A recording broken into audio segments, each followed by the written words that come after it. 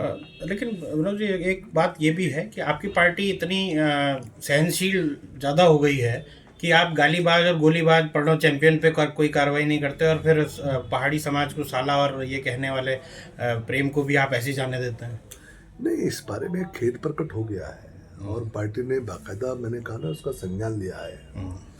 और कुंवर प्रणव चैंपियन ने अगर कोई गलत काम किया है तो आज कानून तो हम ही चला रहे ना, मेरी सरकार चला रही है। आज अभी तक वो जेल में है, तो जो अपराध करेगा वो उसको उसकी कीमत चुकानी पड़ेगी।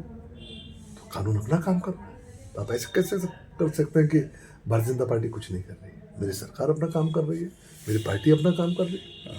अच्छा, आपको लेकर भी राज्य आंदोलनकारी में थोड़ा गुस्सा देखने में आया। जब हम उनसे बातचीत हुई तो कई महिलाओं ने कहा कि खंडूरी की बेटी जो है वो विधायक को रोकती हुई, अगर वो पहाड़ी समाज को लेकर वो कर रही था।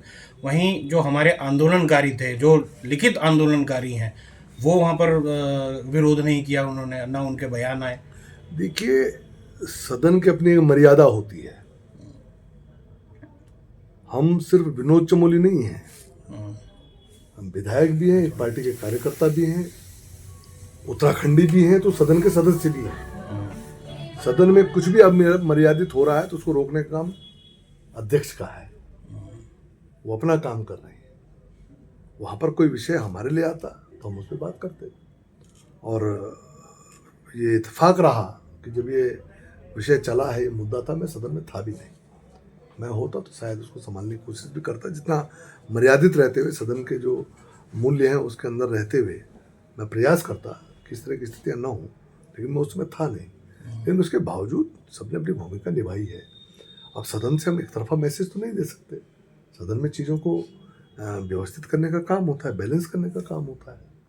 तो ये भी आप समझें कि जो अध्यक्ष की कुर्सी पर बैठी हैं वो हमारी अपनी बेटी है, और अगर उसने वहाँ पर बैठकर कुछ कहा है तो उसकी जिम्मेदारी थी, एक अध्यक्ष होने के नाते उसने वो निभाया है।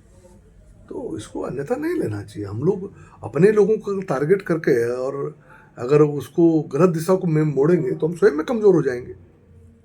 तो हमको अपने लोगों को भी प्रोटेक्ट करना चाहिए। तो ये मेरा अनुभव बोलता है, हम छोटी छोटी बातों को अपने लोगों को टारगेट करने लग जाए। नहीं, यहाँ अपने आप किसको कह रहे हैं? प्रेमचंद अग्रवाल को? क्या ऋतु खंडूड़ी हमारी नहीं है क्या? नहीं, ऋतु नहीं है तो बता दो। वो जनरल की बेटी है जिसने देश के लिए वर्षों वर्ष काम किया है। इस उत्तराखंड को बहुत कुछ दिया उस आदमी ने।